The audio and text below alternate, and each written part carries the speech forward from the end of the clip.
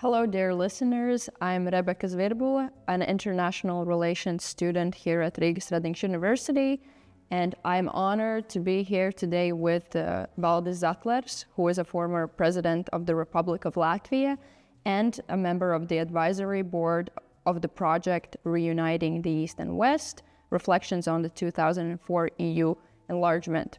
And the project is funded from the European Union Citizens Equality, Rights and Values Program under the European Remembrance 2023 call.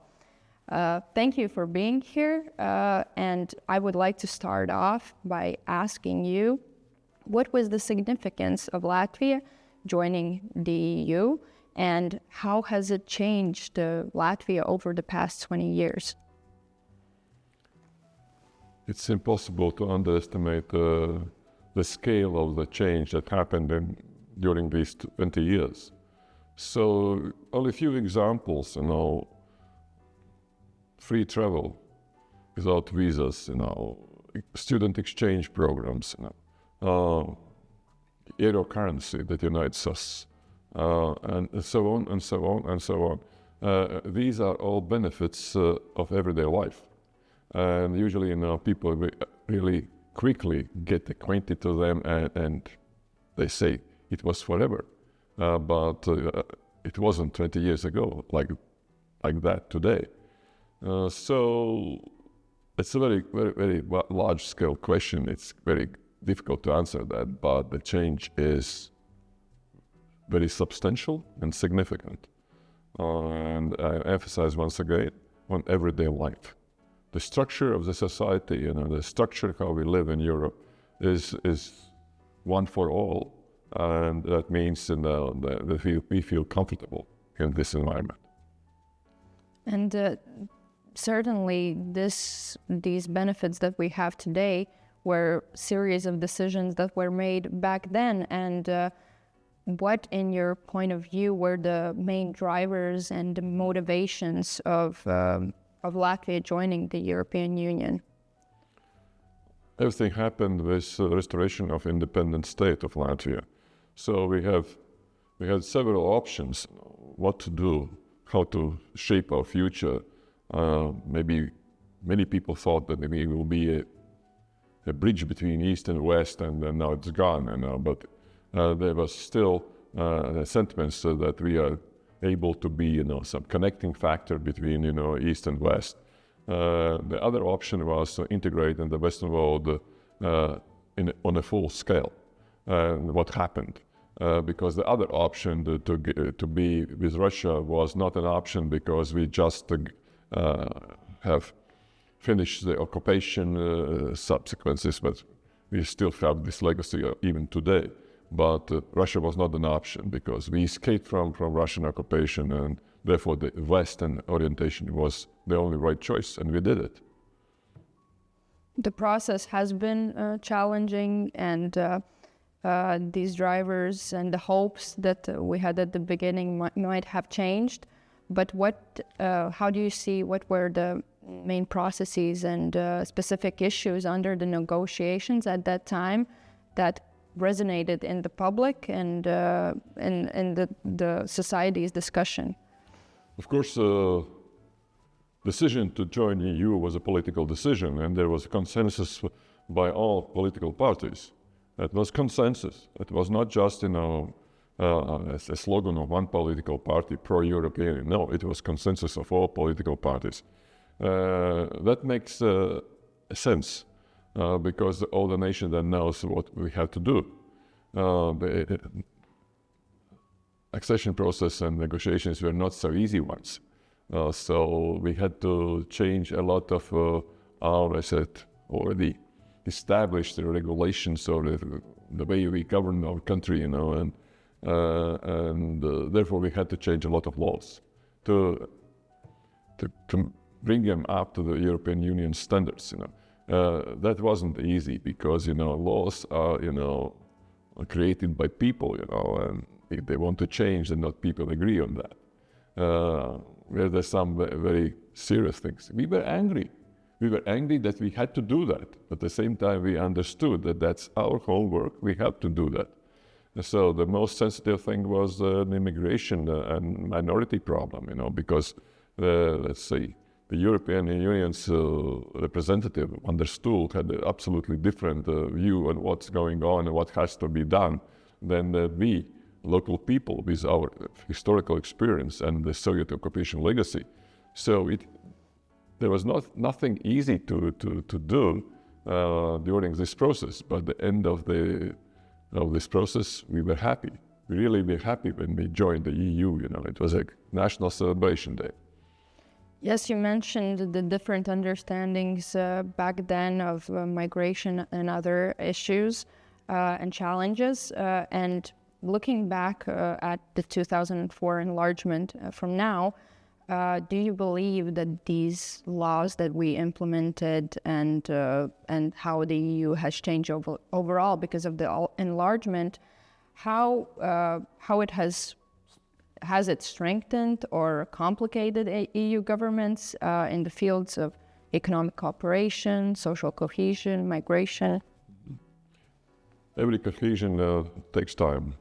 You must not expect that things will change overnight because of definite decision or implementation of definite decision. So it improved the EU. It really improved the EU despite all the processes and also the side effects of Hungary and Poland. This is democracy.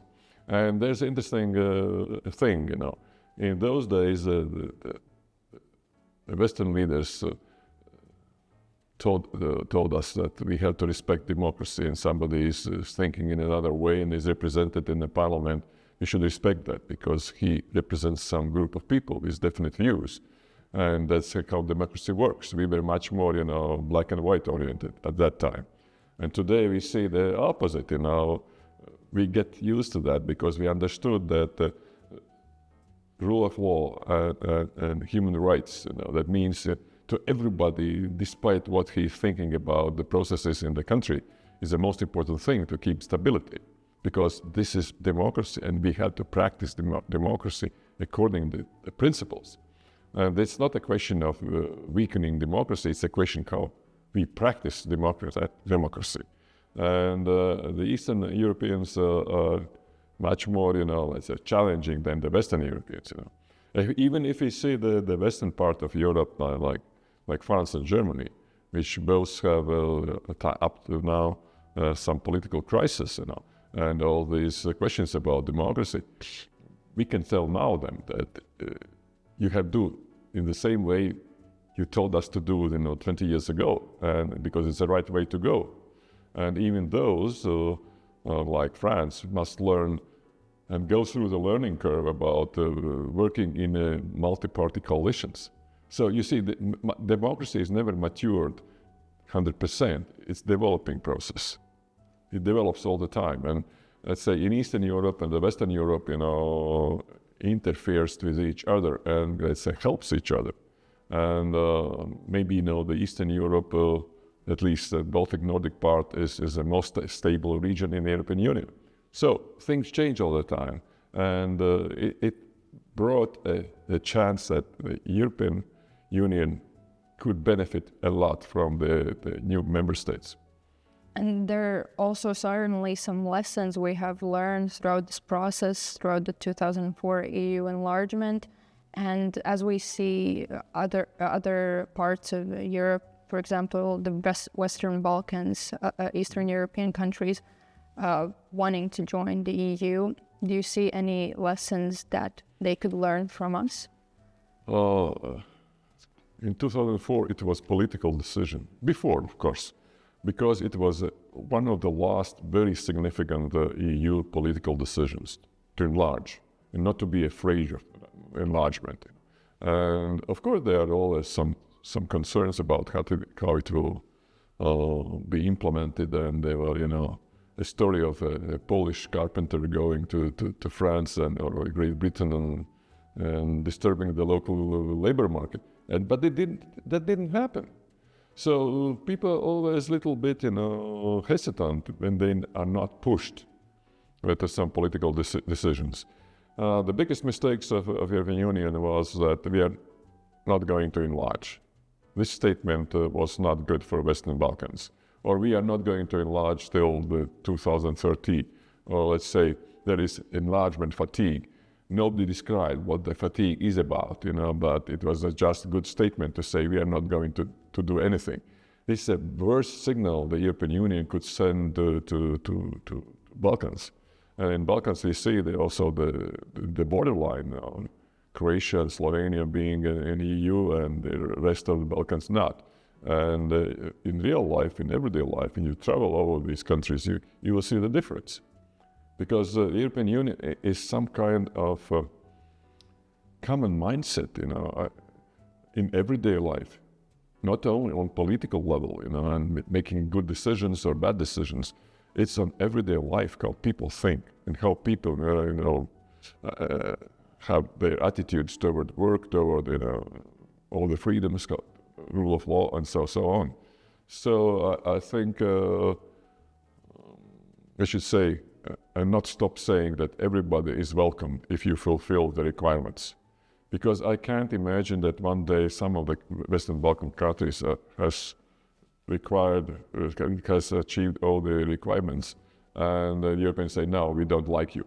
It's not based on I like you or not like you, I want or not, don't want. It's based on the democratic principles and the high standards of EU. But also we can look at the many challenges EU has had over the past years. For example, the shock of Brexit or the rise of populism. How has maybe the 2004 enlargement played into this, and how relevant maybe is the spirit of something new, something exciting? Of course, more member states you have, more difficulties is to create a consensus. And EU is based on consensus decisions. Okay, now we have came to the point that sometimes we understand the consensus is good, but there should be some exceptions.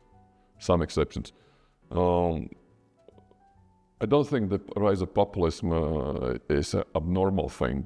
It's a swing between, it's a pragmatic approach to governing and populistic approach to governing. These swings will follow each other, and it's absolutely normal in democracies. Populism arises when the pragmatic forces have lost something. At least, to my mind, the abuse of political correctness has led to that the decisions are not clear, the statements are not very straightforward. And then the populist scheme is very straightforward, proposals, populistic but straightforward. And people say, oh, these guys know better. So it's normal democracy. I'm not afraid of that. And it will not be on the same level all over Europe. Therefore, the diversity of European political, picture is that keeps the European Union together and makes it stronger, because European Union is not ready yet. Because if you want the European Union to become a global player, we are not on that stage yet. The level of integration and the level of decision-making must be improved, and once more improved. So that's a European way, but now everybody on the globe accept that European Union is a best example of multilateral union and multilateral governance of very, very diverse nations living in Europe. You already talked about democracy, human rights, rule of law in the EU, but maybe you can identify a specific policy direction that has changed because of the 2004 EU enlargement in these fields. At first, European Union now operates in a much more diverse political and cultural space, and this is a big difference. More complicated is this space,